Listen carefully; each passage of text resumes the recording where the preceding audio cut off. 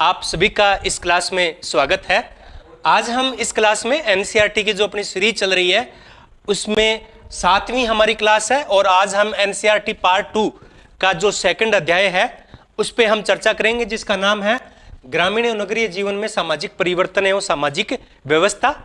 सामाजिक परिवर्तन और सामाजिक व्यवस्था के बारे में मुख्य रूप से इसमें चर्चा की गई है और साथ में हम आज इस क्लास में आप लोगों की डिमांड पे ऑब्जेक्टिव टाइप प्रश्न हल करेंगे। पहले थियरी पढ़ेंगे, फिर ऑब्जेक्टिव को हल करने का प्रयास है वो करेंगे। तो पहले हम स्टार्ट करते हैं। तो पहले बात आती है परिवर्तन की, चेंज की। चेंज एंड सोशल चेंज, ये दो कॉन्सेप्ट है। तो परिवर्तन किसी भी समाज का अपरिवर्तनीय पक्ष है। कहते हैं कि इस दुनिया में एक ही निश्चितता है कि परिवर्तन होगा, एक ही स्थायी है कि कुछ भी स्थायी नहीं है, सब कुछ अस्थायी है यहां। तो यानी समाज है वो क्या है, एक परिवर्तनशील अवधारणा है। समाजशास्त्र एक विषय के रूप में उदय भी इसी परिवर्तन का ही परिणाम है। हमने देखा कि बौद्धिक क्रांति, औद्योगिक क्रांति और फ्रांसीसी क्रांति, बौद्धिक क्रांति, औद्योगिक क्रांति और फ्रांसीसी क्रांति, ये तीन क्रांतियां हुई जिससे ही समाजशास्त्र की एक विषय के रूप में उत्पत्ति हुई। तो क्रांति क्या होती है उसकी भी हम चर्चा करेंगे। इतना जरूर है कि परिवर्तन की जो गति है वो तीव्र हो रही है, वो बहुत ज्यादा तीव्र हो रही है। जो परिवर्तन पहले 1000 सालों में हुए थे ना, वो 100 सालों में हो रहे हैं। जितने 100 सालों में हुए उतने 50 सालों में हो गए, 50 वाले 20 में, 20 वाले 10 में। यानी तीव्र गति से परिवर्तन होता जा रहा है। एग्जाम्पल के तौर पे 2G आया था, बहुत लंबे समय तक रहा, फिर 3G आया, फिर 4G आया, 5G की बात हो रही है, 6G की बात हो रही है। यानी धीरे धीरे जो गति है परिवर्तन की वो बढ़ रही है। तो अगर हम सामाजिक परिवर्तन की परिभाषा की बात करें तो एंथनी गिडेंस ने एक पुस्तक लिखी थी, समाजशास्त्र की पाठ्य पुस्तक लिखी थी जिसका नाम ही था सोशियोलॉजी, समाजशास्त्र। और वो बहुत शानदार पुस्तक मानी जाती है। वैसे बहुत बड़े समाजशास्त्री हैं ये, और कोई भी बड़ा समाजशास्त्री है वो पाठ्य पुस्तक नहीं लिखता है, लेकिन गिडेंस ने लिखी। उस समाजशास्त्र नामक पुस्तक में इन्होंने परिभाषित करते हुए क्या लिखा कि सामाजिक परिवर्तन वह परिवर्तन है। देखो, सभी प्रकार के परिवर्तन सामाजिक परिवर्तन नहीं होते।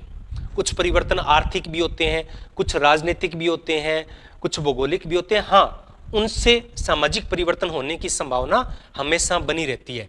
तो गिडेंस ने क्या कहा कि सामाजिक परिवर्तन वह परिवर्तन है जो किसी वस्तु या परिस्थिति में मूल संरचना को एक निश्चित समय अवधि में बदल देती है। ये परिभाषा है गिडेंस की परिवर्तन की। तो आप इस परिभाषा को अगर गौर से देखेंगे तो इसमें तीन चीजें आती है। अगर आपको सामाजिक परिवर्तन देखना है तो इन तीनों चीजों को समझना पड़ेगा। अब डेफिनेशन है, क्वेश्चन कैसे आएगा कि गिडेंस ने अपनी परिभाषा में किन किन तथ्यों का वर्णन किया।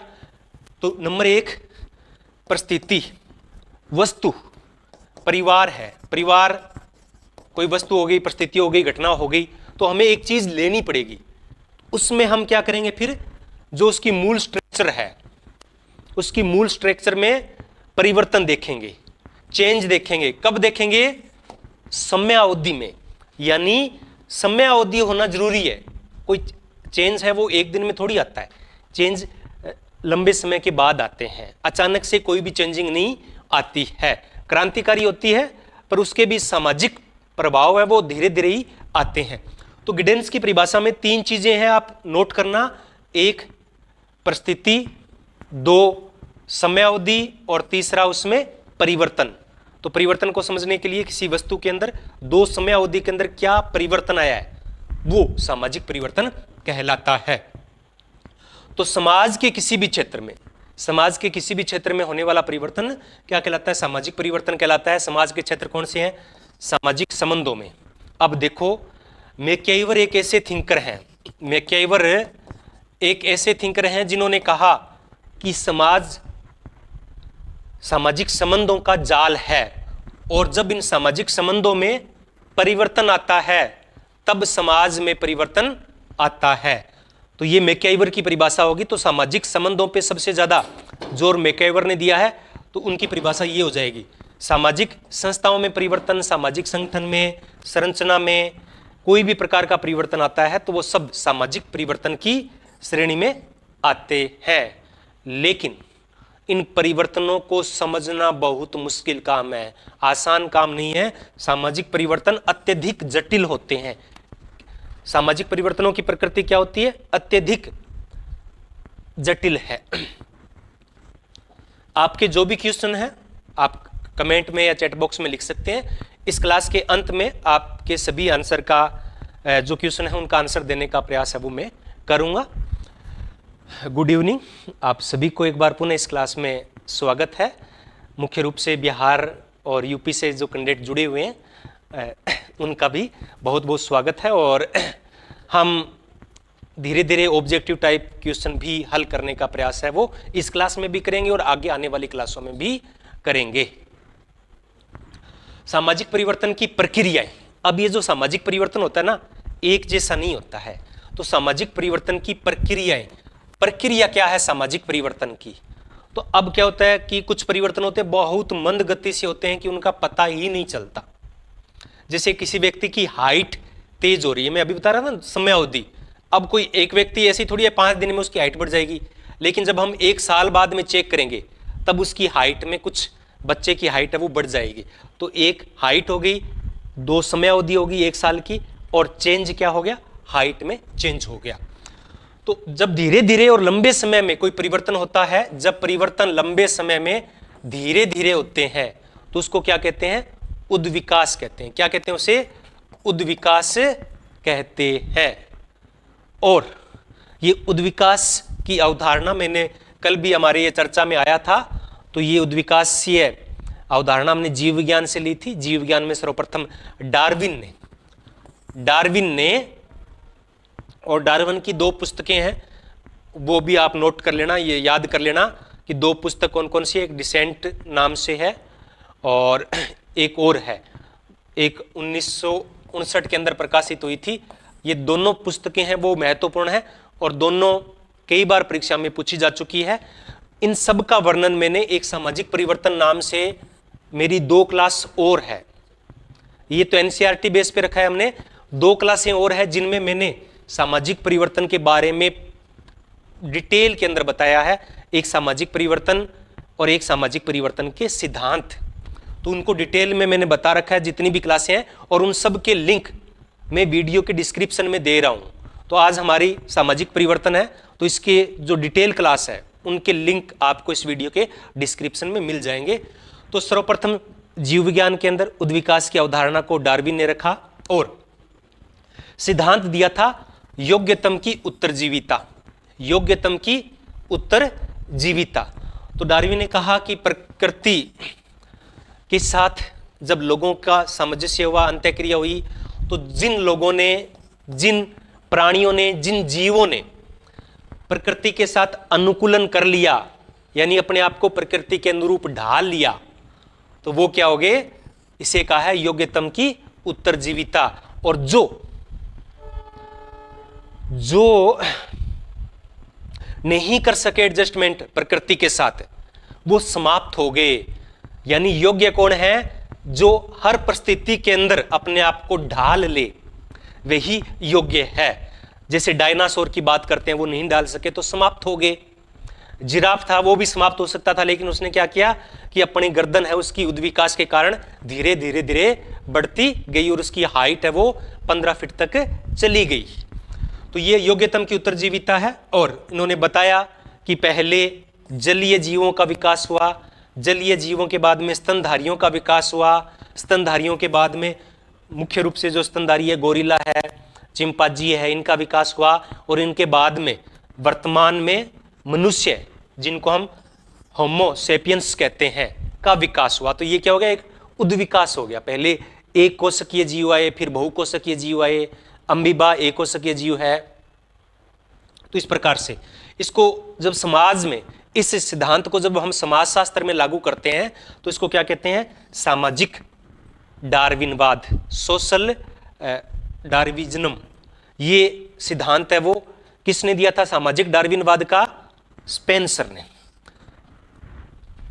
जो डार्विन का सिद्धांत था, योग्यतम की उत्तरजीविता का सिद्धांत, उसे समाजशास्त्र में लागू किया स्पेंसर ने, और इसलिए स्पेंसर को हम सामाजिक डार्विनवाद कहते हैं। क्या कहते हैं? सामाजिक डार्विनवादी कहते हैं। अब ये जो छोटे छोटे क्वेश्चन बन रहे हैं, छोटे छोटे कंसेप्ट क्लियर हो रहे हैं, यहीं से क्वेश्चन आते हैं।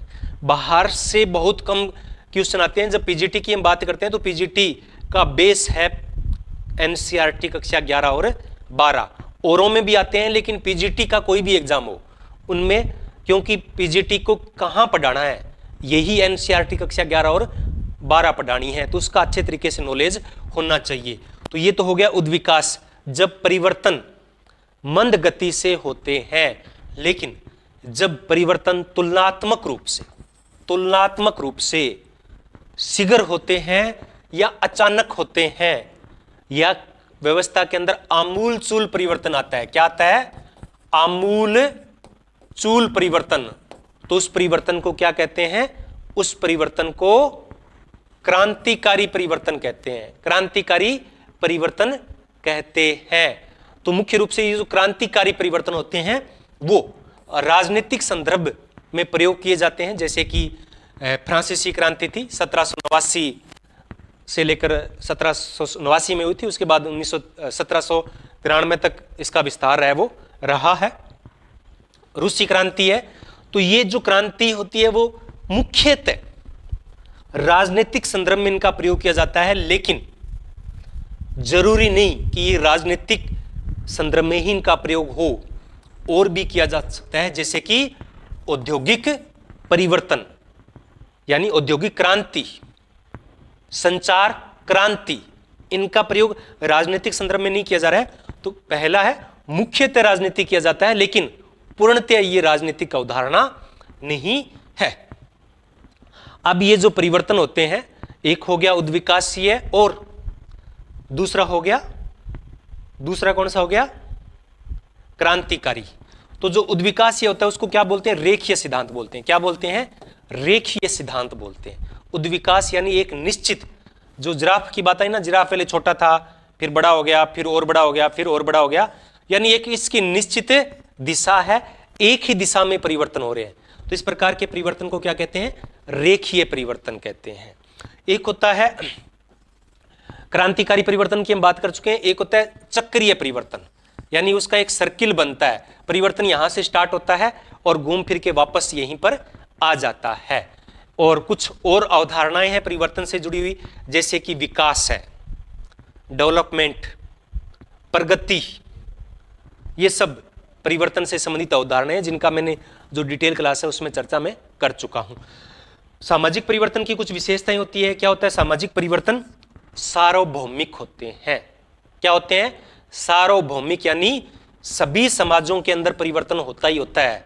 कहते हैं ना, इस दुनिया में एक ही चीज निश्चित है, एक ही चीज स्थायी है, वो परिवर्तन है। परिवर्तन शाश्वत है, सार्वकालिक है। परिवर्तन क्या है? सार्वकालिक है। ऐसा नहीं है कि पहले परिवर्तन नहीं होते थे, पहले भी परिवर्तन होते थे, लेकिन हो सकता है उनकी गति इतनी धीमे होती है कि हमें पता ही नहीं चलता कि परिवर्तन हो रहा है या नहीं हो रहा।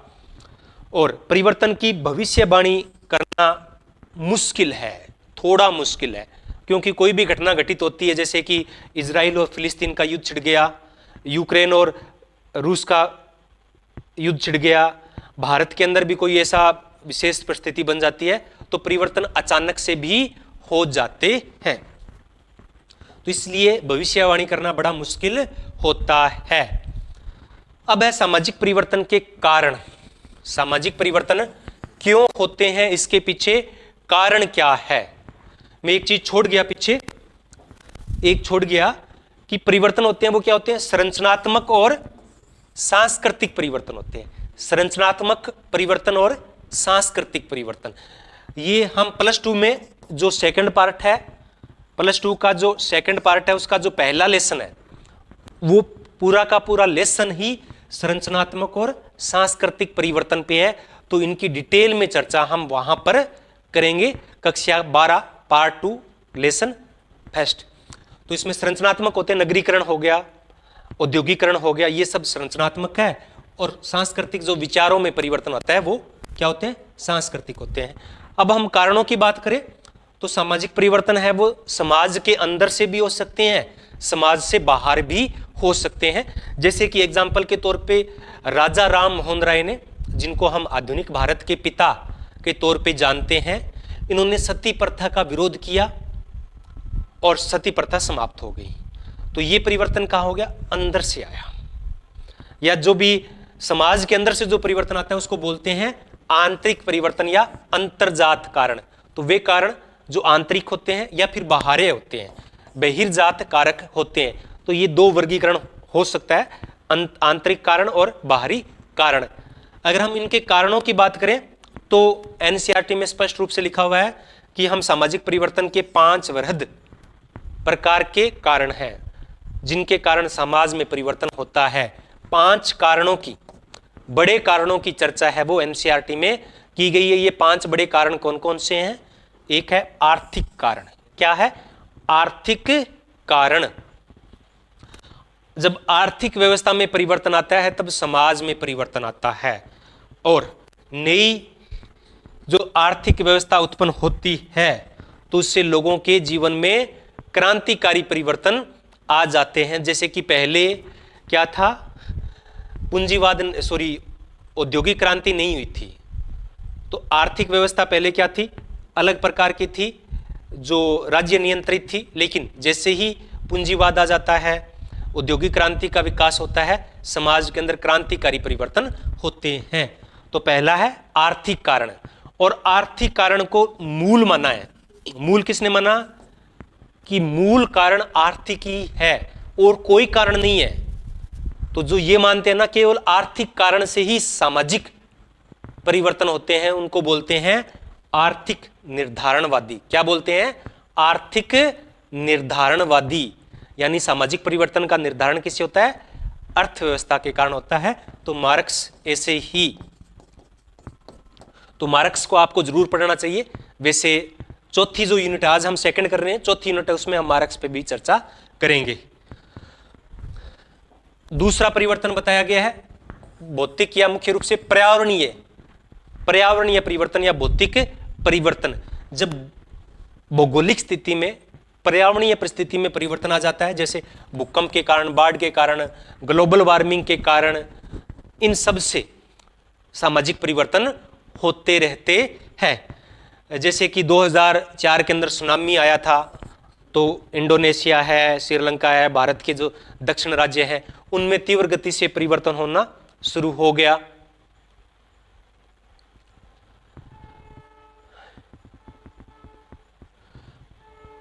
और इसके अलावा तेल की खोज, क्या हुई? तेल की खोज हुई अरब कंट्री।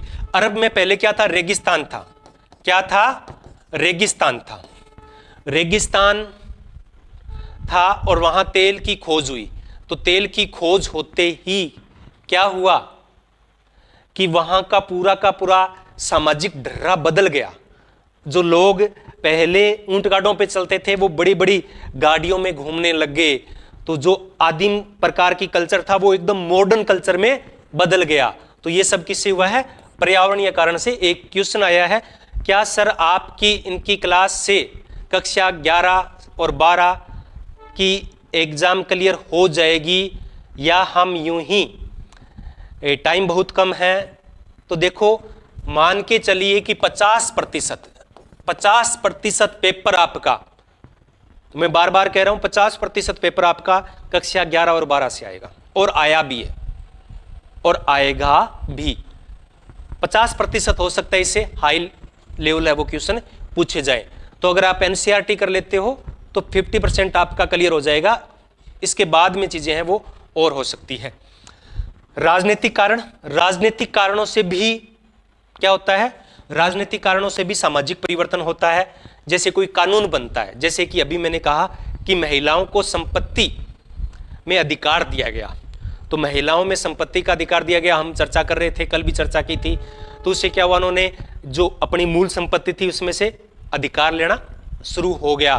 तो जो भाई बहन के रिश्ते थे वो सब धीरे धीरे क्या होते हैं, उनमें टकराव होना शुरू हो जाता है। सती प्रथा बंद होगी, बाल विवाह नहीं होते हैं, जब बड़ी आयु में विवाह होते हैं तब समाज में परिवर्तन होता है। तो राजनीतिक कारणों से भी या राजनीतिक व्यवस्था बदल जाती है। पहले समाजवाद था, अब पूंजीवाद आ गया, कहीं साम्यवाद है तो कहीं लोकतंत्रवाद है, तो इससे समाज में परिवर्तन होते हैं। आगे है सांस्कृतिक कारण। 4 नंबर क्या है? संस्कृति में जब परिवर्तन आता है तब समाज में परिवर्तन आता है। तो ये तो हम आगे इन पे डिटेल में चर्चा करेंगे। कक्षा 12 की जो अपना एक लेसन है वो भी पूरे के पूरे इन्हीं पे डिपेंड है। तो इसमें हम बात करें जैसे कि संस्कृति में क्या होता है, रीति रिवाज परंपराएं होती है, और ये परंपराएं किसके द्वारा निर्धारित होती है? मुख्य रूप से धार्मिक मान्यताओं के द्वारा निर्धारित होती है, और इनसे भी समाज में परिवर्तन आ जाता है। जैसे कि एग्जाम्पल दिया जाता है मैक्स वेबर का। मैक्स वेबर की पुस्तक है the Protestant ethics and the spirit of capitalism, की जो प्रोटेस्टेंट केल्विनवाद है उसमें ऐसी कुछ बातें हैं जिससे पूंजीवाद आया। स्पिरिट ऑफ कैपिटलिज्म, पूंजीवाद का उदय हुआ, और उस पूंजीवाद के उदय ने पूरी दुनिया के इतिहास को, भूगोल को, राजनीति को बदल दिया, पूरी दुनिया को बदल दिया। तो सांस्कृतिक कारणों से परिवर्तन है वो भी। तो जैसे कि एग्जाम्पल के तौर पे आज हम टाई बेल्ट लगा के घूमते हैं, हमने अपना कुर्ता पायजामा या धोती पायजामा जो पहनावा था वो छोड़ दिया, हमारा परंपरागत खाना था वो हम धीरे धीरे छोड़ रहे हैं। तो ये परिवर्तन किस कारण से हो रहे हैं? ये परिवर्तन संस्कृति में परिवर्तन के कारण हो रहे हैं, पश्चिमीकरण के कारण हो रहे हैं। तकनीकी कारण, टेक्निकल कारण, अब इन कारणों से होते हैं तो उसको बोलते हैं सांस्कृतिक निर्धारणवादी। जो मान के चलते हैं ना कि संस्कृति के कारण परिवर्तन होते हैं तो उनको बोलते हैं सांस्कृतिक निर्धारणवादी। तो जैसे कि एग्जाम्पल के तौर पे सोरोकिन है, ओकबर्न है, वो मुख्य रूप से सांस्कृतिक निर्धारणवादी माने जाते हैं। तकनीकी, यानी जब तकनीक में कोई परिवर्तन आता है तो उसका प्रभाव कहीं ना कहीं समाज पर भी आता है। जैसे कि औद्योगिक क्रांति, तकनीक में आया, भाप के इंजन का आविष्कार हुआ, औद्योगिक क्रांति आई, और औद्योगिक क्रांति के कारण उपनिवेशवाद आया और भारत अंग्रेजों का गुलाम बन गया। यहाँ की स्ट्रक्चर है वो बदल गई, और जब पश्चिम के लोग आए तो पश्चिमीकरण की प्रक्रिया प्रारंभ हो गई। यातायात और संचार के साधनों ने, यातायात और संचार के साधनों में भारत के अंदर जो जाति व्यवस्था में अत्यधिक भेदभाव था ना, छुआछूत की भावना थी, वो समाप्त हो गई। जब एक ही गांव के लोग, सभी जाति के लोग एक बस में सवार होकर जाते हैं तब वो यहाँ ये नहीं कह सकते कि ये मैं उच्च जाति का हूँ तो निम्न जाति का है, वो वहाँ नहीं चलता है, सब एक साथ बैठते हैं। तो इससे क्या है, यानी तकनीकों के कारण अभी हम युद्ध देखते हैं, कितने भयंकर युद्ध हो रहे हैं, तो ये सब कहीं ना कहीं तकनीकी कारणों के कारण हो रहे हैं, और इसका प्रभाव है वो पूरी दुनिया पे पड़ता है। अभी एग्जाम्पल के तौर पे इजराइल और फिलिस्तीन का युद्ध चल रहा है, उसका प्रभाव भारत पे पड़ रहा है। अभी केरल के अंदर एक विस्फोट हो गया, कहीं ना कहीं उसका लिंक वहां से मिलेगा। तो इनसे सबसे प्रभाव है वो पड़ते हैं। और तकनीकी निर्धारणवादी जो मानते हैं ना कि तकनीक के कारण समाज में परिवर्तन आता है, उनको बोलते हैं तकनीकी निर्धारणवादी। कौन है तकनीकी निर्धारणवादी? वेबलेन। कौन है? वेबलेन को क्या माना जाता है?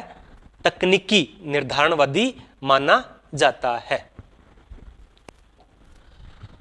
तो ये तो सामाजिक परिवर्तन की बात हो गई, और सामाजिक परिवर्तन है वो मैंने डिटेल में 2 क्लासें और है मेरी, आप उनको भी देख सकते हो, और उससे बाहर क्वेश्चन नहीं जाएगा। अब है सामाजिक व्यवस्था, सोशल सिस्टम। सोशल सिस्टम, हम परिवर्तन की बात कर रहे हैं। अभी हमने किसके बारे में पढ़ा था? परिवर्तन के बारे में पढ़ा था। क्या समाज में निरंतर परिवर्तन होता रहेगा तो व्यवस्था बनेगी? नहीं बनेगी। व्यवस्था बनाए रखने के लिए परिवर्तन को नियंत्रित करना जरूरी है। आज कुछ और है, कल कुछ और हो जाएगा तो कोई सिस्टम नहीं बनेगा। सिस्टम कब बनता है? व्यवस्था कब बनती है? जब स्थायित्व आता है। जब स्थायित्व आता है, आज यहां कल वहां परसों वहां, तो स्थायित्व तो आएगा ही नहीं। तो व्यवस्था है वो नहीं बनेगी। तो क्या होता है, सामाजिक व्यवस्था में प्रत्येक समाज चाहता है कि व्यवस्था बनी रहे। प्रत्येक समाज क्या चाहता है कि व्यवस्था बनी रहे, सुव्यवस्थित समाज हो, ताकि किसी को कोई परेशानी ना आए। और इस व्यवस्था को बनाए रखने के लिए समाज अपने आप को क्या करता है, पुनरुत्पादित करता है। क्या करता है, थोड़ी बहुत चेंजिंग खुद करता है वो, ताकि व्यवस्था बनी रहे, तीव्र परिवर्तन ना हो। और इसके लिए क्या जरूरी है, स्थायित्व जरूरी है। सामाजिक व्यवस्था के लिए स्थायित्व जरूरी है, और स्थायित्व बनाए रखने का प्रयास हमेशा किया जाता है।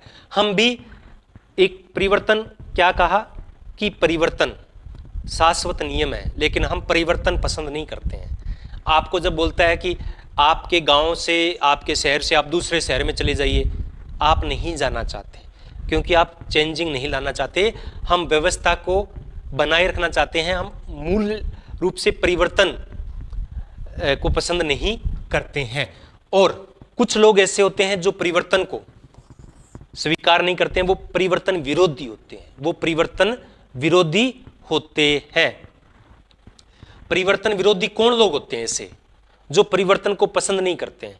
वो लोग होते हैं जो समाज के अंदर प्रभावशाली होते हैं। प्रभुत्वशाली जो वर्ग होता है ना, वो परिवर्तन को रोकना चाहता है, वो परिवर्तन विरोधी होगा, क्योंकि वो सत्ता के अंदर है, उनके पास पावर है, उनके पास संसाधन है। अगर चेंजिंग होगी, एग्जाम्पल के तौर पे अभी संसद के अंदर महिला आरक्षण विधेयक पास हुआ, और संसद के अंदर कितने प्रतिशत सांसद है, वो एमपी है, वो कौन है, पुरुष है, 90% पुरुष है। अब वो क्या चाहते हैं, वो नहीं चाहते कि उनका स्थान महिलाओं को मिले, इसलिए आजादी के 70-75 साल बाद भी उन्होंने आरक्षण की व्यवस्था लागू नहीं होने दी, और अभी भी लागू नहीं होने दी। उन्होंने कहा कि 29 में करेंगे, 34 में करेंगे, क्योंकि इससे क्या होता है, जो पुरुष एक प्रभुत्वशाली वर्ग है, उसकी जो शक्ति है, सत्ता है, उसके जो विशेष अधिकार है, वो क्या हो जाएंगे, समाप्त हो जाएंगे। इसलिए ये परिवर्तन विरोधी होता है, और ये रियलिटी है। और ऐसा वो अपनी उच्च स्थिति को बनाए रखना चाहते हैं, यथावत रखना चाहते हैं। इसमें शक्ति और सत्ता की महत्वपूर्ण भूमिका होती है। जिनके पास शक्ति और सत्ता होती है ना, वो शक्ति को बांटना नहीं चाहते हैं, वो अपनी शक्ति दूसरों को देना नहीं चाहते हैं। जैसे कि अभी मैंने बताया कि पुरुष है, वो अपनी शक्ति महिलाओं को नहीं देना चाहते। दूसरी तरफ एक होता है अधीनस्थ या शोषित वर्ग, जिनके पास पावर नहीं होती है, जिनके पास संसाधन नहीं होते हैं, वो परिवर्तन चाहते हैं। वो क्या चाहते हैं कि परिवर्तन होना चाहिए। जैसे कि अभी जो लोग सत्ता में नहीं है, वो राजनीति के अंदर जातिगत आरक्षण लाना चाहते हैं, ताकि उनको भी राजनीति के अंदर कुछ मिले। वो वर्ग क्या है, अभी शोषित वर्ग है, अधीनस्थ वर्ग है। और सामाजिक व्यवस्था को बनाए रखने के लिए जो उच्च वर्ग है, वो बाध्यकारिता लाती है, वो अपनी सत्ता का प्रयोग सामाजिक व्यवस्था को बनाए रखने में करता है। और समाजीकरण भी एक ऐसा ही साधन है जिससे सामाजिक व्यवस्था है वो बनी रहती है।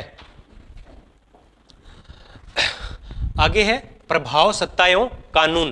प्रभाव, सत्ता एवं कानून। यहां मुख्य रूप से हम बात करेंगे शक्ति और सत्ता की, पावर और अथॉरिटी की। पावर और अथॉरिटी की।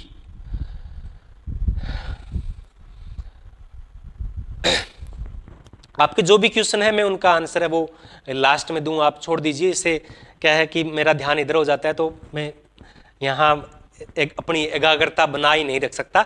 और कोई भी हम काम करते हैं तो उसके लिए एकाग्रता बहुत जरूरी है। अगर आप भी पढ़ाई करते हो ना, तो पूरी एकाग्रता के साथ कीजिए, सब कुछ भूल जाइए।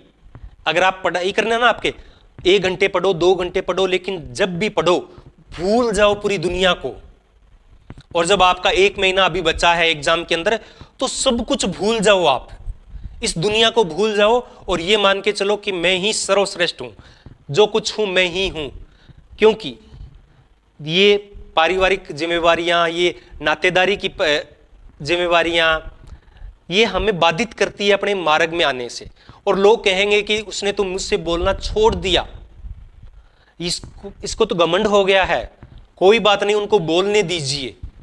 1 महीने 2 महीने बाद में जब एग्जाम होगा, हमारा सिलेक्शन हो जाएगा और वही लोग हमारे पास वापस आ जाएंगे। एक बार हो सकता है लाइफ अपनी थोड़ी अस्त व्यस्त हो जाए, लेकिन दोबारा संभर जाएगी। और अगर ये 1-2 महीना आपने ऐसे ही निकाल दिया, लोगों की परवाह करके एकाग्रता नहीं बनाई अपने, तो फिर कुछ नहीं होगा, फिर भटकते रहेंगे। क्योंकि ये दुनिया उगते हुए सूरज को सलाम करती है, छिपते हुए सूरज को सलाम नहीं करती है। तो आप उगते हुए सूरज बनिए, आप मेहनत कीजिए, दुनिया आपको सलाम करेगी। आप 4 लोग आपके पास आएंगे।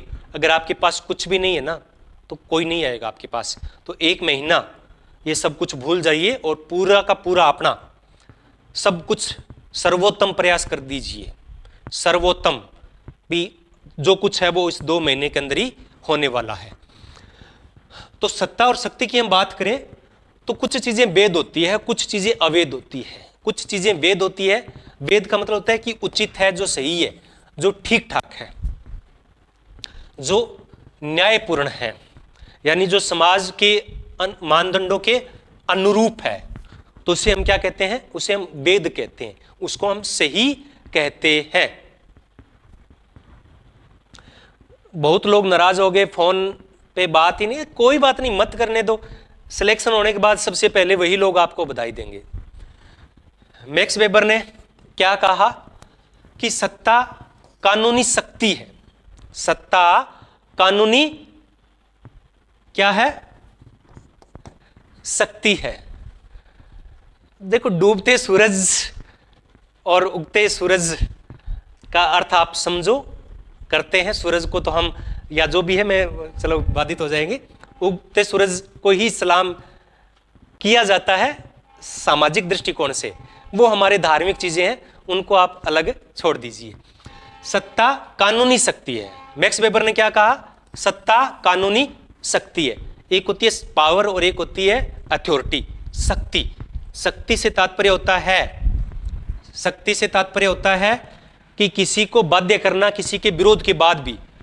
जैसे एक बहुत बड़ा आदमी है, ताकतवर आदमी है, तो वो क्या करते हैं कि आप जा रहे हैं और आपका रास्ता रोक लिया कि नहीं, इधर से नहीं निकलना है वरना मैं आपको बहुत पीटूंगा, आप यहां से निकल जाइए। तो उसने आपको रोक लिया, आपकी इच्छा थी कि वहां से जाए, लेकिन आपको रोक लिया, तो वो क्या? शक्ति है। और इसी प्रकार से एक पुलिसकर्मी है, वो भी रोकता है कि नहीं, इस रास्ते से नहीं जाना है, वापस अपने घर जाइए, वो भी एक शक्ति है। तो शक्ति 2 प्रकार की होती है, वेद और वेद नहीं होती। जो वेद शक्ति होती है उसको क्या कहते हैं? सत्ता कहते हैं। वेद शक्ति को सत्ता कहते हैं। सत्ता कानूनी शक्ति है। शक्ति 2 प्रकार की होती है, और जो वेद सत्ता होती है उसे शक्ति होती है उसे सत्ता के नाम से जानते हैं। वैसे इन्होंने सत्ता के 3 प्रकार बताए थे। मैक्स वेबर ने सत्ता के कितने प्रकार बताए थे? 3 प्रकार बताए थे। एक वैधानिक सत्ता, एक वैधानिक सत्ता, नंबर 2 परंपरागत सत्ता, और नंबर 3 चमत्कारिक सत्ता। चमत्कारिक सत्ता। तो मुख्य रूप से वो वैधानिक सत्ता की बात कर रहे हैं। किसकी बात करते हैं? वैधानिक सत्ता की बात करते हैं मैक्स वेबर। सबसे ज्यादा तवज्जो इसी को देते हैं। तो समाज के सदस्य नियमों को मानने के लिए बाध्य करते हैं, और ये सब जो सत्ता होती है ना, वो एक दूसरे पे लागू होती है। एग्जाम्पल के तौर पे एक जज है, एक जज है। जज के सामने कोई पुलिसकर्मी जाता है ना, तो जज उसको बोलता है कि बाहर खड़े रहो, और वो पुलिसकर्मी वहां पे खड़ा रहता है, क्योंकि वहां जज की सत्ता है। और जब जज सड़क पे जा रहा होता है, जब पुलिस वाला उसकी कार को रोक लेता है कि रुक भाई, तेरे डॉक्यूमेंट दिखा, तब वो किसकी सत्ता है? वहां पे पुलिस की सत्ता है। जज को रुकना वहां पे पड़ता है। तो इस प्रकार से हम सत्ता को समझ सकते हैं। और जो गैर कानूनी शक्ति होती है, प्रयोग करता है शक्ति का, तो उससे हम क्या कहते हैं? अपराध। उससे अपराध का जन्म होता है। आगे है ग्रामीण एवं नगरीय समुदाय और इनमें अंतर एवं परिवर्तन। तो ये मुख्य रूप से ये जो क्लास थी, वैसे इन्होंने नाम ग्रामीण और नगरीय दिया है, लेकिन ये सामाजिक परिवर्तन और सामाजिक व्यवस्था को समझने के लिए ही ये क्लास थी। तो समुदाय, पहले तो हम बात करें कि समुदाय किसे कहते हैं। ग्रामीण और नगरीय समुदाय तो बाद की बात है। तो एक निश्चित भौगोलिक क्षेत्र में रहने वाले व्यक्तियों का समूह को क्या कहते हैं? समुदाय कहते हैं। जैसे गांव है तो गांव की एक बाउंड्री होती है, नगर है एक बाउंड्री होती है, राज्य है, प्रदेश है, जैसे राजस्थान, यूपी, बिहार है, ये सब समुदाय की श्रेणी में आते हैं। भारत भी एक इसकी सीमा है। तो सीमा होती है, जनजाति है, तो जिसकी एक निश्चित भौगोलिक सीमा होती है उसे क्या कहते हैं? समुदाय कहते हैं। और समाज को हम मुख्य रूप से वैसे तो और भी है, दो समुदायों में बांटते हैं, दो प्रकार से बांटते हैं, ग्रामीण समाज और नगरीय समाज। ग्रामीण समाज और नगरीय समाज। तो अगर हम पहले बात करें नगरों और गांव की, तो प्रशासनिक और आर्थिक रूप से दोनों में हम विभाजन कर सकते हैं। जहां दो मुख्य ये आधार है, ग्रामीण और नगरीय समुदायों को बांटने के दो मुख्य आधार बताए हैं, एक जनसंख्या का घनत्व और एक कृषि आधारित आर्थिक क्रियाएं। भी वहां समुदाय की आर्थिक क्रियाएं किस प्रकार की है? अगर कृषि आधारित है वो गांव होगा, जनसंख्या घनत्व है, जहां अधिक होगा वो नगर होगा, जहां कम होगा वहां गांव माना जाता है। एक आकार भी होता है, एक आधार क्या है? आकार के आधार पे भी है कि बड़े जो नगर होते हैं वो बड़े आकार के होते हैं, गांव है वो छोटे आकार के होते हैं। लेकिन ये जरूरी नहीं होता है, कोई बड़ा गांव है वो एक छोटे शहर से भी बड़ा हो सकता है। तो मुख्य आधार बताए गए हैं, वैसे आकार को भी शामिल किया जाता है। तो जहां पे कृषि, यहां कृषि से मतलब केवल खेती नहीं है, कृषि में पशुपालन भी शामिल है, मछली पालन भी, मक्खी पालन भी सब शामिल है। जहां पे कृषि से तात्पर्य मुख्य रूप से प्राथमिक सेक्टर, जो प्राइमरी है सेक्टर, उसके जो कार्य हैं वो जहां पे होते हैं वो ग्रामीण कहलाता है, और जहां पे सेकेंडरी और द्वितीयक और तृतीयक कार्य होते हैं वो नगर माना जाता है। और कस्बे और नगर और कस्बा, किसे कस्बा कहेंगे किसे नगर कहेंगे, क्योंकि गांव होता है, गांव से बड़ा कस्बा होता है, कस्बे से नगर माना जाता, ये प्रशासनिक परिभाषा है। अगर नगरों की बात करें तो नगर भी बहुत प्रकार के होते हैं। शहरी संकुल, ये नगरीय समाजशास्त्र का टॉपिक है, और नगरीय समाजशास्त्र पे भी मैंने 2 क्लासें यूट्यूब पे करवा रखी है, तो वहां से आप इनको नगरीय समाजशास्त्र को जानना है तो वहां आप डिटेल में जान सकते हैं। तो शहरी संकुल ऐसा होता है कि एक नगर होता है और उसके चारों तरफ उपनगर होते हैं, उसके चारों तरफ उपनगर होते हैं, छोटे छोटे नगर होते हैं यानी, तो उसको हम क्या कहते हैं? शहरी संकुल कहते हैं। नगरीय या अर्बन कॉम्प्लेक्स उसको कहते हैं। उपनगरीय क्षेत्र उसके आसपास होते हैं। एक होता है महानगर। महानगर वो होता है जब 2-3 नगर एक साथ मिल जाते हैं। जब 2-3 महानगर एक साथ मिल जाते हैं तो उसको क्या कहते हैं? महानगर कहते हैं। और नगरीय संकुल में एक नगर होता है और उसके पास छोटे छोटे उपनगर होते हैं। आधुनिक समाज है वो, जो मॉडर्न सोसाइटी है वो कहाँ रहती है? नगरीय समाजों में रहती है। अमेरिका की 90% आबादी नगरों में रहती है। भारत और जो गरीब देश है उनमें होता है। तो हम गांव की बात करें तो गांव में अधिकतर लोग हैं वो क्या करते हैं? कृषि कार्य करते हैं। ये पिछड़े समुदाय माने जाते हैं। यहाँ प्रभुत्वशाली जातियां होती है। यह अवधारणा किसने दी थी? एमएन श्रीनिवास ने दी थी। यहाँ मेल मिलाप घनिष्ठ होता है, परंपरा और रूढ़िवादिता का बोलबाला होता है। दूसरी तरफ होता है नगर वहां उसको माना जाता है जहां पर अधिकतर लोग गैर कृषि कार्य, लगभग 75% आबादी, 2/3 आबादी या 3/4 आबादी गैर कृषि कार्य करती है, उसे नगर कहते हैं। और मुख्य रूप से इसकी 3 विशेषताएं बताई गई है।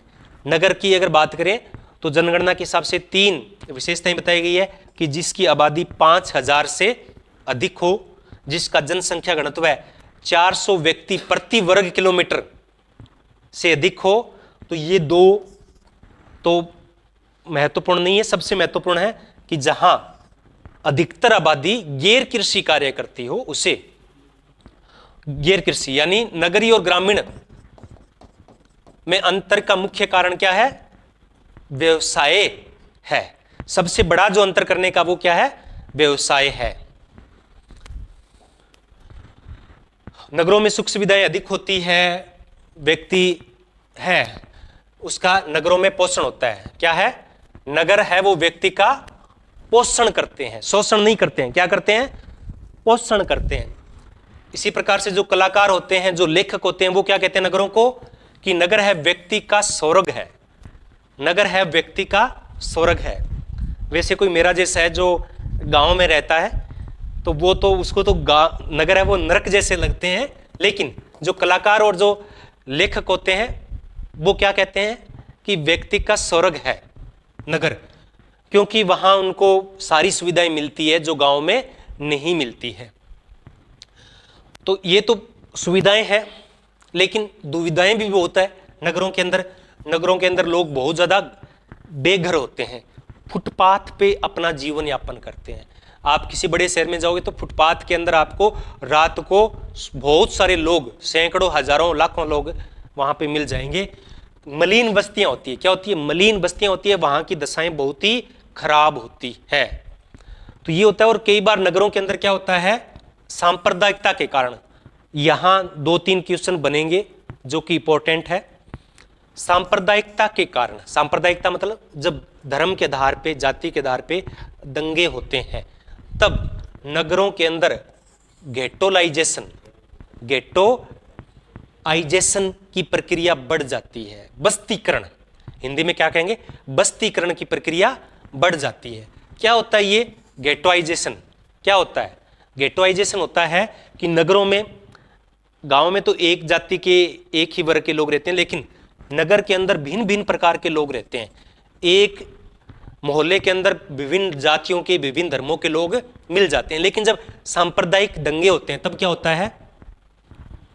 तब क्या होता है? जो मिश्रित लोग रहते हैं ना, उनको जब, जैसे एक है यहाँ पे 20 परिवार किसी एक समुदाय विशेष के रह रहे हैं, जब दंगे होते हैं तो उन 20 परिवारों को यहाँ से भगा दिया जाता है, और जो एक जैसे लोग होते हैं वो रहने लगते हैं, यानी एक ही समुदाय के लोग हैं वो रहने लगते हैं। तो इसको क्या कहते हैं? गेटोआइजेशन कहते हैं।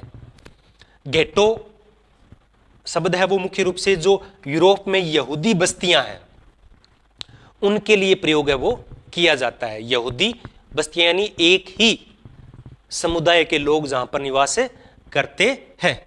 और वर्तमान में गेटो है वो किसके लिए किया जाता है?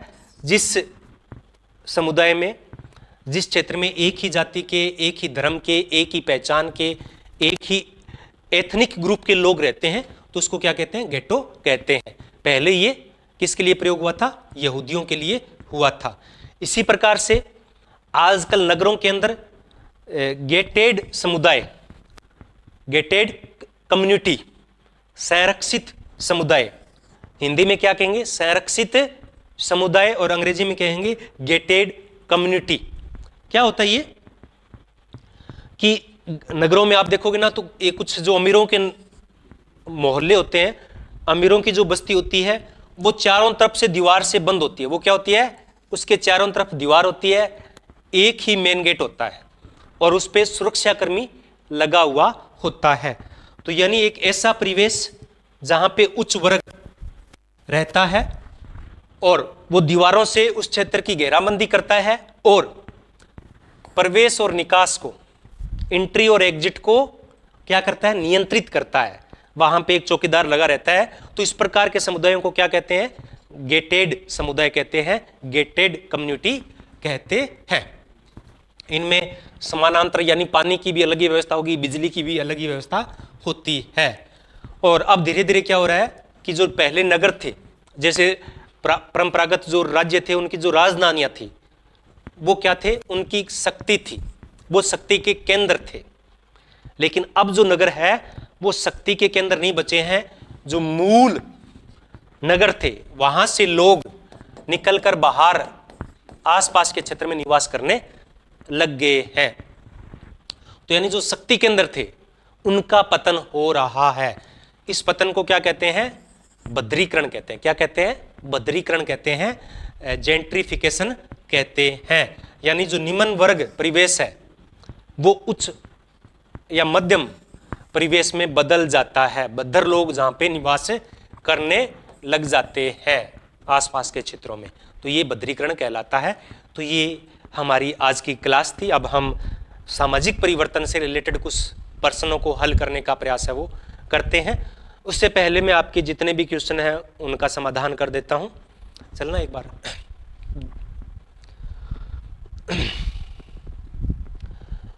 मैंने ग्रेजुएशन सोशल वर्क से किया है और सोशियोलॉजी में अभी मेरा है, तो कोई दिक्कत नहीं है।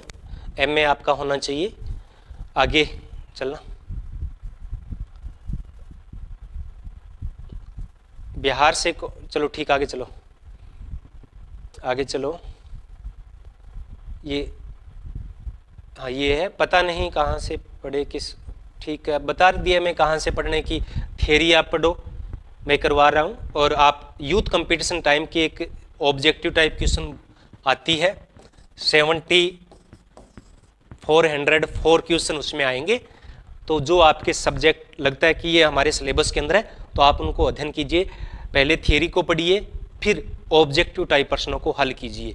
आप डायरेक्ट ऑब्जेक्टिव पे मत जाइए, डायरेक्ट आप ऑब्जेक्टिव पे मत जाइए। पहले ABCD सीखिए, फिर इन ABCD को जोड़ने का प्रयास कीजिए। आप क्या होता है, शॉर्टकट अपनाना चाहते हो कि थियरी नहीं पढ़ना चाहते हो, डायरेक्ट ऑब्जेक्टिव पढ़ोगे तो कितने आप क्वेश्चन रट पाओगे।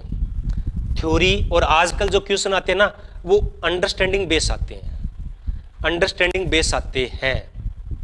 तो आपको समझना पड़ेगा, फिर आप ऑब्जेक्टिव टाइप प्रश्नों को हल कीजिए, तो फिर आपके क्वेश्चन भी सही होंगे। और गलत होंगे तो आपको पता चलेगा कि मेरा क्वेश्चन गलत क्यों है, और रट्टे से काम है वो नहीं चलने वाला है। तो थियरी पढ़ो, फिर ऑब्जेक्टिव पढ़ो, जरूर पढ़ो, लेकिन पहले थियरी को हल करो। आगे देखना,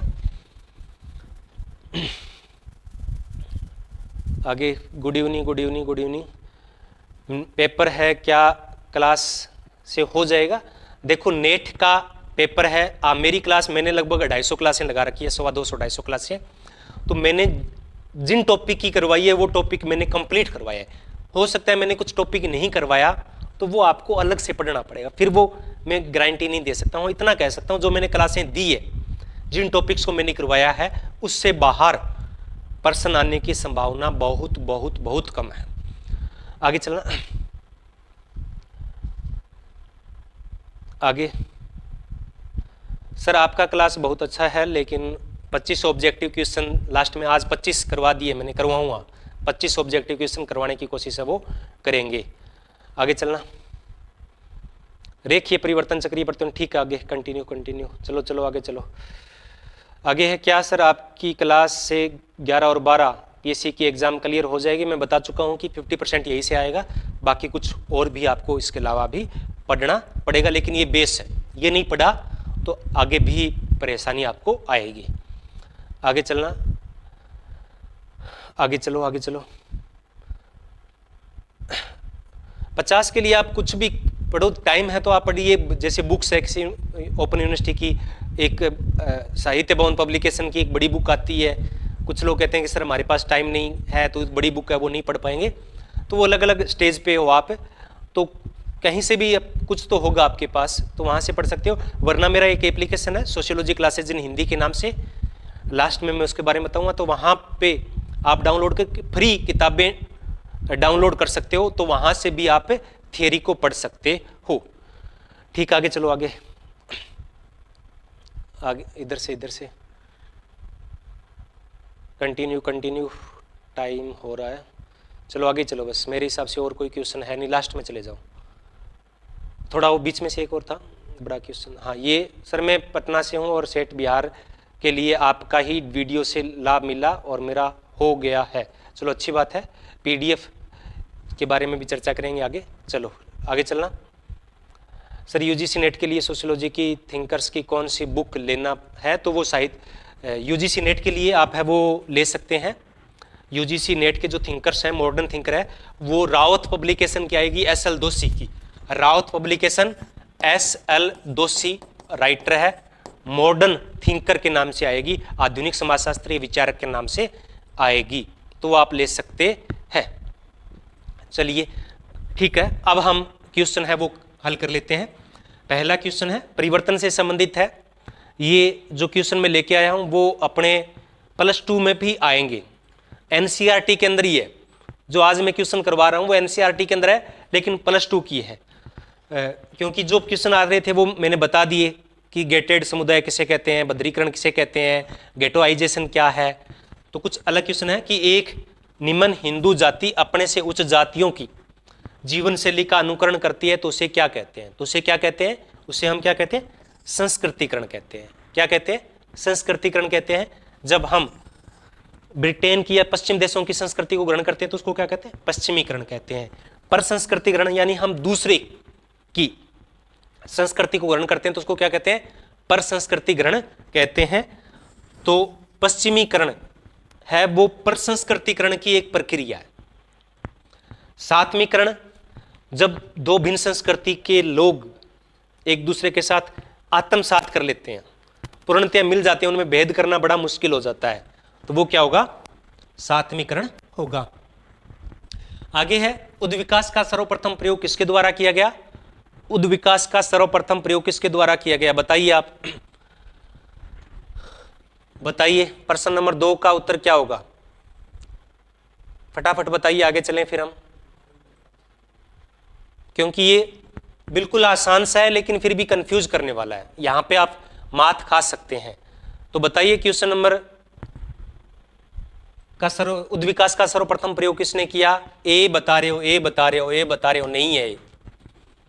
बी बी नहीं है, बी भी आप गलत बता रहे हो।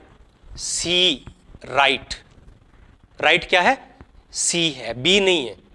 प्रश्न को समझना, उद्विकास, तो उद्विकास का वर्णन किसने किया था? डार्विन ने किया था सर्वप्रथम। डार्विन ने जीव विज्ञान में किया था, बाद में उसको स्पेंसर ने समाजशास्त्र में लागू किया था। अगर ये होता ना कि सामाजिक उद्विकास का सर्वप्रथम प्रयोग किसने किया, सामाजिक उद्विकास का सर्वप्रथम प्रयोग किसने किया, तो स्पेंसर। या समाजशास्त्र में उद्विकास का सर्वप्रथम प्रयोग किसने किया? स्पेंसर ने किया। तो थोड़ा क्वेश्चन की जो है लैंग्वेज है उसको भी हमें समझने की जरूरत होती है। किसने कहा कि सामाजिक परिवर्तन का तात्पर्य सामाजिक संगठन अर्थात समाज की संरचना और समाज के प्रकारों में परिवर्तन है? बताइए। प्रश्न नंबर 3 का बताइए, मैं वेट कर रहा हूं, फिर हम जल्दी से आगे बढ़े। सामाजिक परिवर्तन का तात्पर्य सामाजिक संगठन अर्थात यानी समाज की संरचना और समाज के प्रकारों में अंतर है। तो किसने कहा है ऐसा? किंग्सले डेविस ने। किसने कहा? किंग्सले डेविस ने ऐसा कहा है। भारत में कितनी प्रतिशत आबादी नगरों में निवास करती है? बताइए कितने प्रतिशत आबादी है वो नगरों में निवास करती है?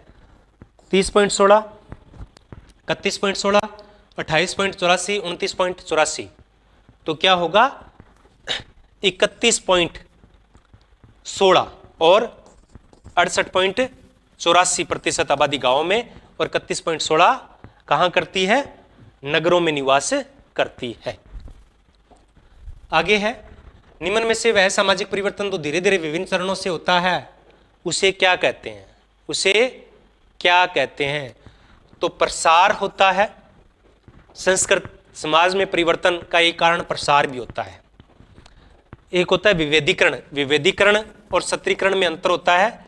विभेदीकरण का होता है किसी के आधार पे विभेद करना, जैसे लिंग के आधार पे, हाइट के अनुसार, लंबाई के आधार पे हम कर देते हैं कि ये लंबा है, ये छोटा है, ये विभेदीकरण कहलाता है। लेकिन ये सत्रीकरण नहीं होता है। आविष्कार, आविष्कार के कारण भी सामाजिक परिवर्तन होता है। तो जब धीरे धीरे निश्चित चरणों में होता है तो उसको क्या कहते हैं? उद्विकास कहते हैं। क्या कहते हैं उसे? उद्विकास कहते हैं। पश्चिमीकरण को एम.एन. श्रीनिवास ने माना कि ये जो ब्रिटिश का राज रहा था भारत में, उसके कारण जो प्रभाव पड़ रहे हैं उसको हम क्या कहते हैं? पश्चिमीकरण कहते हैं। तो बताइए कि इन्होंने कहा था कि कितने वर्षों का प्रभाव है पश्चिमीकरण? 200 वर्षों का। डी बता रहे हो 6 का डी 200 गलत है, 200 गलत है, बी भी गलत है। सही आंसर क्या होगा? सी 150 वर्षों का।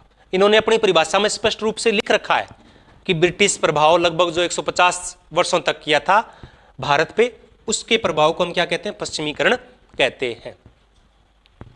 Modernisation of Indian tradition, modernisation of Indian tradition, आप एडवांस भी आंसर दे दिया करो ताकि मैं पता लगा सकूं, और क्योंकि जब हमारे गलत होंगे ना तब अपने को बेनिफिट ज्यादा मिलेगा, सही होंगे तो बेनिफिट कम मिलेगा, क्योंकि हम सही से कम और गलत से ज्यादा सीखते हैं। मॉडर्नाइजेशन ऑफ इंडियन ट्रेडिशन, परंपराओं का आधुनिकीकरण, भारतीय परंपराओं का आधुनिकीकरण। 6 प्रकार की परंपराओं की बात कही थी, किसने कही थी? योगेंद्र सिंह ने। किसने कही थी? योगेंद्र सिंह ने।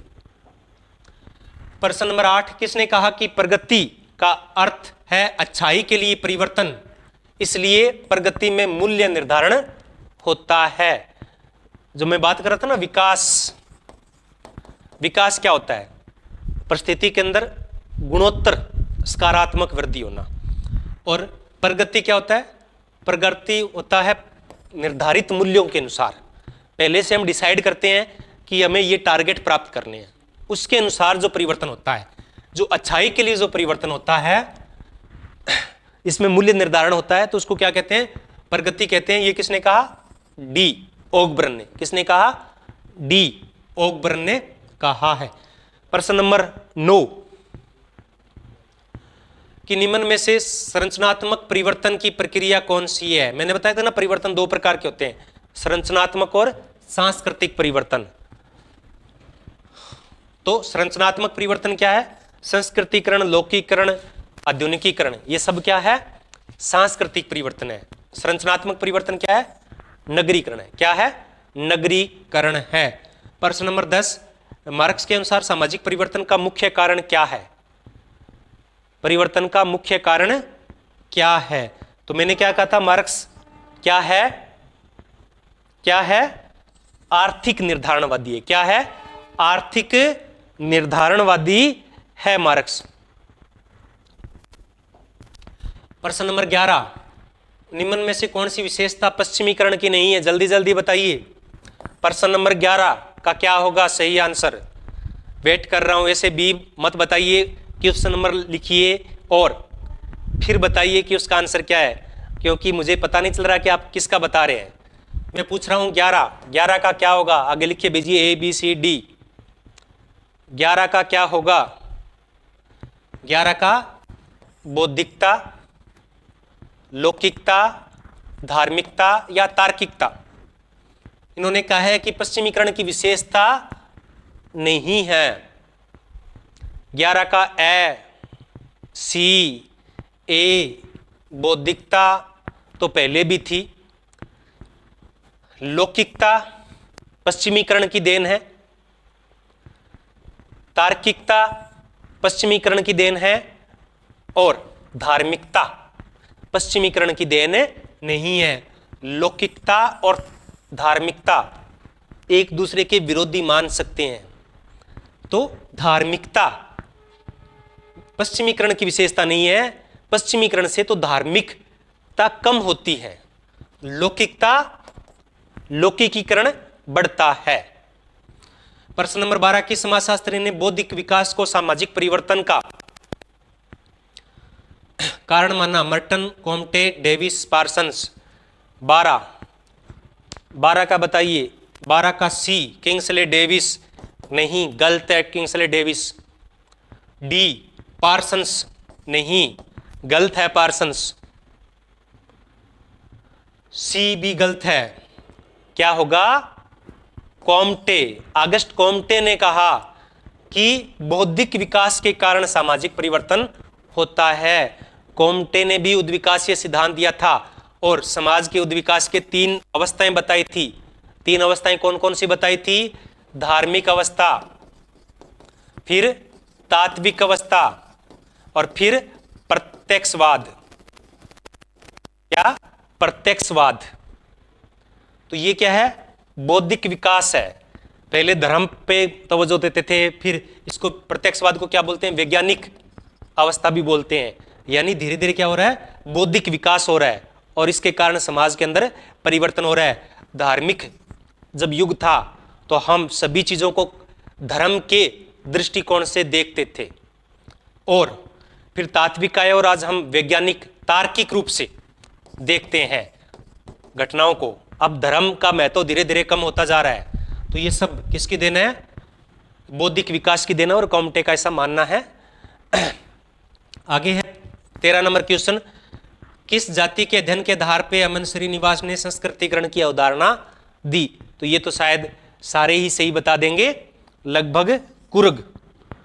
कुर्ग। और ये जो बाकी है ना, ओक्कालिंगा और लिंगायत, ये प्रभु जाति है। क्या है? प्रबल जाति। जो प्रबल जाति की अवधारणा दी थी ना, डोमेस्टिक कास्ट, वो ओक्कालिंगा और लिंगायत और कर्नाटक के अंदर रेडी है, लेकिन संस्कृतिकरण की अवधारणा कुर्ग के आधार पर दी। आगे है प्रश्न नंबर 14। किसका मानना है कि सामाजिक परिवर्तन हमेशा धीरे धीरे सरल से जटिल की ओर और निश्चित चरणों से होकर गुजरता है? 14 का बताइए, 13 का नहीं। बताइए स्पेंसर, स्पेंगलर, टाइनबी या उपयुक्त सभी। 14 का क्या होगा? देखो, अगर क्लास अच्छी लगे तो लाइक जरूर कर दिया करे, इससे मोटिवेशन मिलता है एक टीचर को। टीचर क्या चाहता है? बस जो दर्शक होते हैं उनका प्यार ही चाहता है, समर्थन चाहता है, और उससे बढ़कर उसके लिए और कुछ नहीं होता है। 14 का ए बता रहे हो, बिल्कुल सही। स्पेंसर क्या होता है? स्पेंसर। 14 का डी बता रहे हैं कुछ लोग, उपयुक्त सभी। नहीं, उपयुक्त सभी नहीं है ये, यानी उद्विकासीय है। डार्विन, स्पेंगलर और टाइनबी ने कौन सा सिद्धांत दिया था? चक्रीय सिद्धांत दिया था, उद्विकासीय सिद्धांत नहीं दिया था। तो डी गलत बता रहे हो आप। सही क्या होगा? स्पेंसर। 15 नंबर क्वेश्चन है कि उद्विकासीय सिद्धांत के समर्थक कौन से हैं? उद्विकासीय सिद्धांत के समर्थक कौन से हैं? ये स्टेट में भी पूछा गया था और ये मैं बहुत पहले क्वेश्चन करवा भी चुका हूं, लेकिन उसमें गलत दे रखा था। मार्क्स को भी इन्होंने चक्रीय सिद्धांत के अंतर्गत मान रखा था। तो ये गलत था। और इसका एनसीईआरटी में जो अपना चौथी यूनिट है उसमें उद्विकासीय आपको दिखाई दे जाएगा। जब हम पढ़ेंगे तब इस पे चर्चा करेंगे। प्रेटो, स्पेंगलर और टाइनबी ये किससे है? चक्रीय सिद्धांत के समर्थक। किसके है? चक्रीय सिद्धांत के हैं। और कई बार सेरोकिन को भी चक्रीय सिद्धांत का समर्थक माना जाता है। आगे धर्मनिरपेक्षीकरण का अर्थ क्या है? धर्मनिरपेक्षीकरण का अर्थ क्या है? धर्म के प्रभाव में कमी आना, धर्म के प्रभाव में वृद्धि होना, आधुनिकता में वृद्धि होना, इनमें से कोई नहीं। बताइए फटाफट क्या होगा इसका सही आंसर? 16 का बता दीजिए। 16 का डी, इनमें से कोई नहीं। गलत बता रहे हो। इन तीनों में से ही एक आंसर है। 16 का डी है वो गलत है। 16 का बी बता रहे हो, धर्म के प्रभाव में वृद्धि होना, ये भी गलत है। बी भी गलत है, डी भी गलत है। क्या होगा? धर्म के प्रभाव में कमी आना। धर्म निरपेक्ष, धर्म प्लस प्लस पक्ष, निर यानी नहीं, किसी भी धर्म का पक्ष नहीं लेना क्या कहलाता है? धर्म निरपेक्ष कहलाता है। तो जब हम किसी धर्म का विशेष पक्ष नहीं लेंगे तो क्या होगा? धर्म के प्रभाव में कमी आएगी। और जब धर्म के प्रभाव में वृद्धि होगी, जब हम धार्मिक होंगे, तब क्या होगा? धर्म के प्रभाव में वृद्धि होगी, क्योंकि हम अपने धर्म को सर्वश्रेष्ठ मानने का प्रयास करेंगे। तो धर्मनिरपेक्षीकरण है जब धर्म के आधार पे भेदभाव, किसी एक धर्म का पक्ष नहीं लिया जाता है, तो उसको क्या कहते हैं? धर्म के प्रभाव में कमी आना। ए है वो सही आंसर होगा। प्रश्न नंबर 17, किस विद्वान ने अभिजात के परिभ्रमण का सिद्धांत दिया? अभिजात वर्ग का परिभ्रमण, शेर और लोमड़ी। इस सिद्धांत को क्या कहते हैं? शेर और लोमड़ी का सिद्धांत भी कहते हैं। इतिहास है वो क्या है? अभिजात वर्ग की कब्रगाह है। क्या है? कब्रगाह है। कितने अभिजात वर्ग आए, राजा महाराजा आए और चले गए, कोई भी एक साथ टिका नहीं है। मुगलों ने हमारे देश पे सैकड़ों वर्षों तक राज किया। मुगलों ने हमारे देश पे सैकड़ों वर्ष राज किया। आज उनके जो वंशज है वो दिल्ली के अंदर चाय का ठेला बनाते हैं, चाय बेचकर झोंपड़पट्टी में रहते हैं। यानी पहले राजा महाराजा, आज उनको एक अच्छा घर नसीब नहीं है।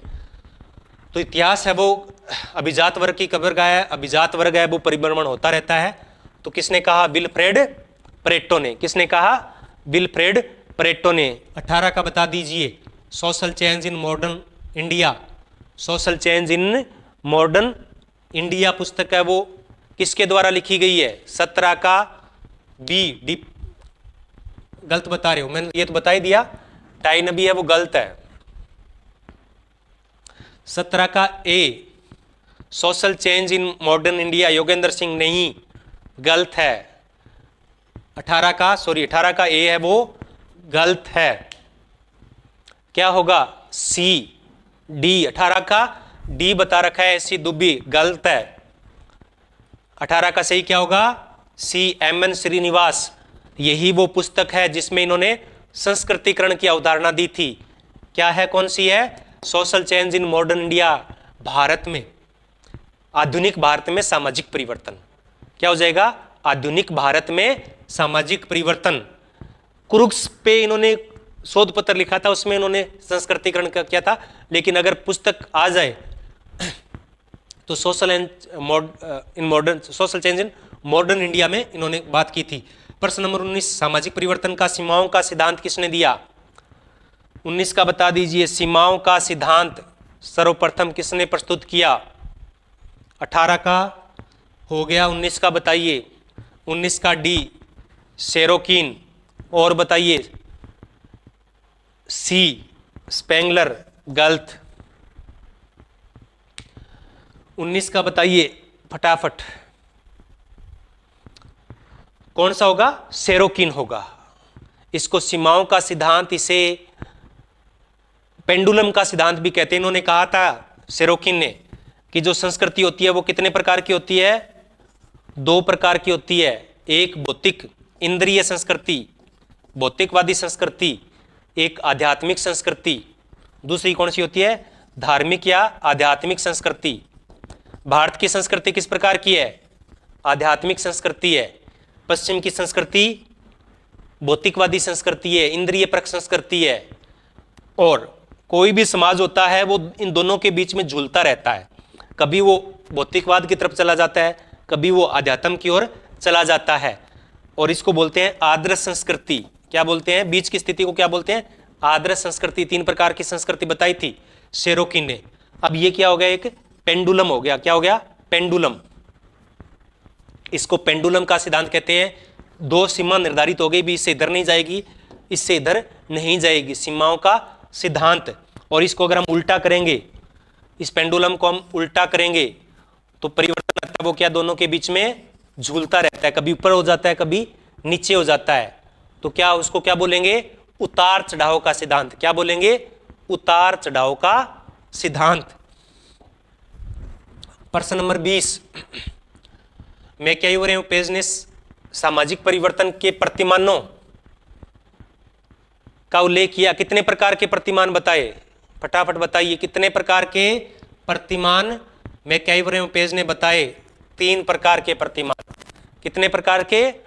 3 प्रकार के प्रतिमान है वो बताए थे। तरंगीय बताया था, रेखीय बताया था और चक्रीय बताया था शायद। Social and cultural dynamics. Social and cultural dynamics पुस्तक के रचनाकार कौन है? 21 का बताइए। 20 का बैस सही है, बाकी सब गलत बता रहे हो आप। 20 का 21 का सही क्या होगा? फटाफट 21 का सही आंसर क्या होगा, वेट कर रहा हूं मैं। ए परेटो गलत, social and cultural dynamics Pareto की अवधारणा नहीं है। बी 21 का बी ओकबर्न नहीं, बी भी गलत है। डी बिल्कुल सही है, सेरोकिन की पुस्तक है। किसकी है, सेरोकिन की पुस्तक है। डार्विन के उद्विका से सिद्धांत को समाज पर लागू करने का श्रेय किसको जाता है, तो ये तो अपने को पता ही है, हर्बर्ट स्पेंसर को जाता है। किसको जाता है, हर्बर्ट स्पेंसर को जाता है। प्रश्न नंबर 23, यांत्रिक एवं सामयिक एकता का उल्लेख किस समाजशास्त्री ने किया। कल वाले क्लास में हमने ये पढ़ा था, बताइए 23 का, यांत्रिक और सामयिक एकता। तो जो परंपरागत समाज थे उनमें क्या थी, यांत्रिक सरल समाज के अंदर, और जो आधुनिक और जटिल समाज है उनमें किस प्रकार की एकता होती है, सामयिक एकता होती है। ये किसने बताया, ये इमाइल दुर्खिम ने बताया। किसने बताया, इमाइल दुर्खिम ने बताया। प्रश्न नंबर 24, संघर्ष के सकारात्मक पक्षों पे चर्चा किसने की। संघर्ष के सकारात्मक पक्षों की चर्चा है वो मार्क्स ने नहीं की, डेरेंडोर्फ ने नहीं की, लेविस कोजर ने नहीं की। किसने की, सॉरी लेविस, ऑस्कर लेविस ने नहीं की, किसने की, लेविस कोजर।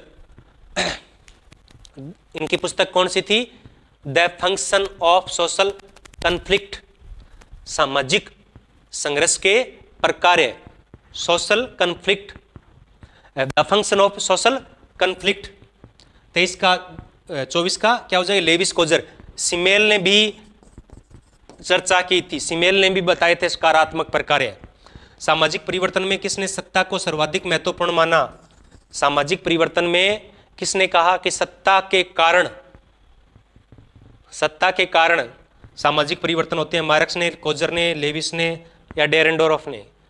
बताइए फटाफट, किसने कहा, डेरेंडोर्फ ने। डेरेंडोर्फ ने सत्ता को सबसे महत्वपूर्ण माना है। तो ये आज की हमारी क्लास थी, ये जिसमें ऐप की बात कर रहा था उसका नाम है सोशियोलॉजी क्लासेज इन हिंदी। वहाँ पे आपको कुछ बुक्स है वो मिल जाएगी, वहाँ से आप उसको डाउनलोड कर सकते हैं, या टेलीग्राम चैनल पे भी कुछ बुक्स है मैंने दे रखी है, तो उनको आप देख सकते हैं। थैंक्स फॉर वाचिंग, आपने इतने प्रेम से मुझे सुना, इसलिए आप सभी का बहुत बहुत धन्यवाद।